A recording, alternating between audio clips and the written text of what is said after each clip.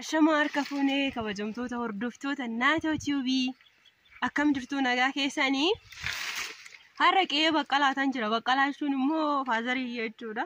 Qe'ee maatiitiin jira. Qoraan fe'achuun dhufe tun immoo na fakkaattu xiqqoo anna funga doole inni akkasitti baadiyyaa jira jechuudha. Kun immoo piraazariidha. Qoraan fe'achuun dhufe shi qoraan fe'achuun dhufe qoraan naaguraa jedha dabeechi qoraan guraa jiru naa jechuudha. Kuno gaariidhaan naa geessuudha. Wajjumaan deemna jechuudha. Gisee sanillee sinii waraabna. Tuni obboleettiidha. Kun immoo obboleecha jechuudha. Qe'een keenya munkeen ifuu sunitti mul'atu beektu warri qe'ee akka malee haxarata jechuudha. Kuni araddaa baqqeeti. Akkasuma immoo iyyuu ani kan na guddise akka hokiyyaa gulana ishii isinitti agarsiisa jechuudha. Isinin haasofsiisa. Kun mucaan piraazariidhaan nan guddise garuu beektu tanallee rabbiin tanallee natu guddise. Amma kun na jajjaalan isaaniin isiniin jedha. Wanna hundumaayyuu qacab godhee isiniif waraaba jechuudha.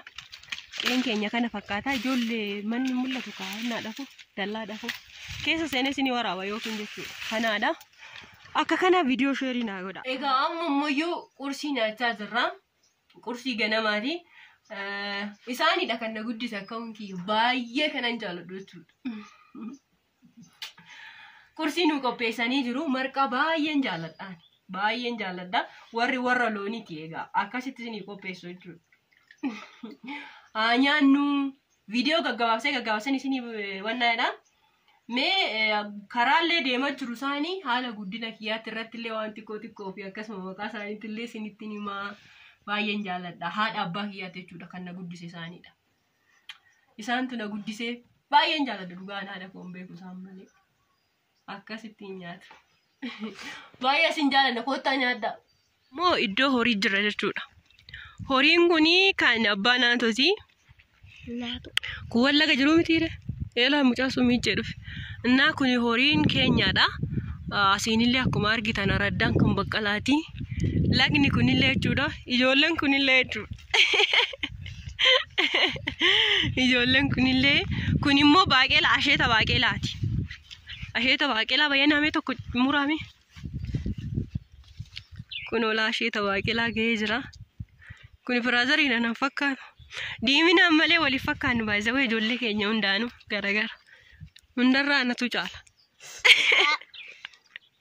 Tun immoo gubee. Intala taatu miti. Innaa baaqelaadha gidduu kanatti naphate dhugaa. Baaqelaadha jechuudha kana nama ijoolleen baadiyyaa egaa hin beektu hundi keessanuyyuu baaqelaa akkaataatti ga'u. Bakka kana eegan isinitti agarsiisee hingaa amma immoo akka hojii takka wajjin nan deemee too haasaa ishiidhaan wal isin barsiisa jechuudha. Kunillee qe'een keenyaadha. Baddanallee waan biraatillee isinitti agarsiisuu nan danda'a jechuudha. Argitanii akka tiddas nama jedhu baadiyyaan magariisa baaqaa baay'ee bareeda jechuudha. Akkasiidha kun qe'ee baqqalaati. Qe'een akka malee bal'ata. Qe'een akka malee bal'ata jechuudha. Akka malee dhugaa baay'ee bal'aadha. Egaa kamaal goonaree waa shamara taaneefuu qe'ee ta'uu hin dandeenye. Warri dhaaltummaan moo'iitillee nutti hin kennine. Nutti hin kennine waan arganne jechuudha. Akkasaniin jirra. Argitanii manni baardaawwannoo sana keessa kun daggala sana keessa jechuudha. Manni bakki jiru booda isinitti agarsiisna. Haala kana fakkaata.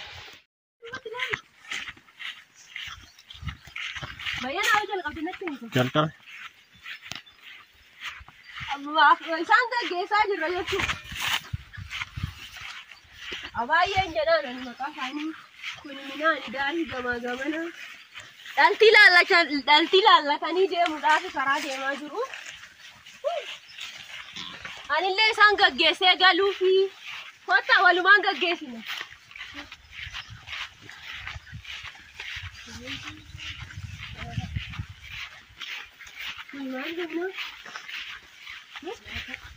Nyaata jedhama nyaata. Abboo maqaa isaa namni dhagee biraanii waan jira biiraa maarii kaayii sadii fa'a. Kottaa daaruma qalloo kanarra wajjimaan deemu. Kota hordoftoota koo jaallatamoo kabajamoo baannee akka malee deeggataa. Akka malee daandiin isaa. Akkatti das nama jedhu mee magariisa laalamee minaan akkatti das nama jedhu dhugaa. Baay'ee das nama jedhaa garanaan immoo hatara. Hatarri kun immoo kan baay'eetu jechuudha. Ani akkoo mina jedhuun wuuyi raacha. Kuno. Akkuma siyaasa daata. Raasifena. Ini hatara jechuudha argitanii miti kan akka kiyyaatti abaay'ee jechuudha. Abaay'een jedhaan malee akka hin jedhu ni bifa. Maaliif akka oduun taane akka haadhatti na guddisa waan ta'eef. Ati maal guddisuu? Minaan kun immoo daandii gaajira.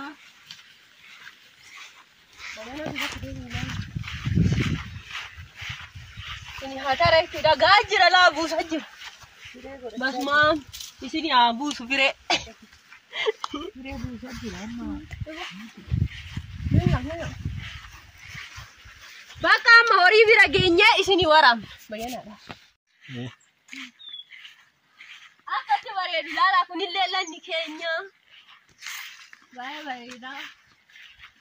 Minaan as yoo laalaa akkatti inni bareedu egaa magariisa amma. Biyya argoon akkatti qabee.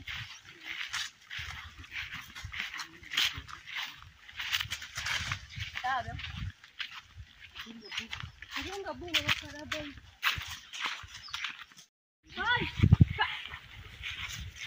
Kuni horii kana baay'eetu jechuudha laftiin kun egaa godaansa jira godaansa beektu albasa lugucci as jiru horii nasiidha bayyana sagaleen isaanii nagaatti siqina kenniiti egaa isaan akka hookiya mee baay'ee gamna jaallatu sirriitti. Nan guddise sirriittan jaaladha. Baay'ee na jaalatu dhugaa dubbachuuf taanaan kiyya tiksitee guddatte tamaartee barattee bayyana sagalee isaanii qixxaasana kan qabu. Barattee sirriitti amma darajaa kana kan naageecheef waaqayyo galanni haa ga'u waaqni haa ulfaatu guddisee tan haganaan ga'e horii kiyya naa tiksiteeti na kunuunsitee. Guddattee darajaa kanarra geeche waaqni haa ulfaatu waaqa galanni haa ga'u. Dhugaa dubbachuuf taanaan egaa baay'ee na jaalatu. Namni akka kiyya gara isaan qananiisa hin jiru dhugaa eebba isaaniitti tarraan dhagee.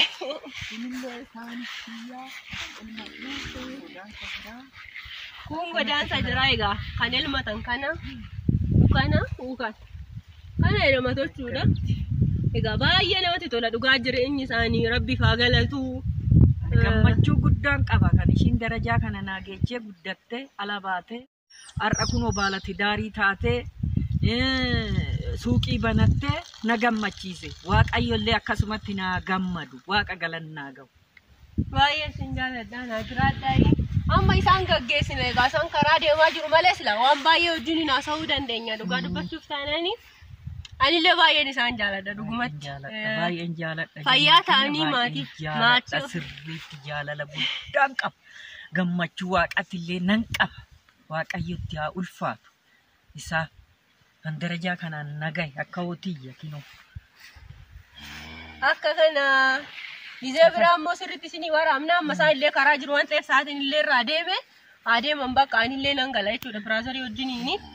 Yeroo isaa wajjin deemnu immoo gaarii irratti isinii waraabuu dandeenya jechuudha. Akka kana bakka nagaan utaayi.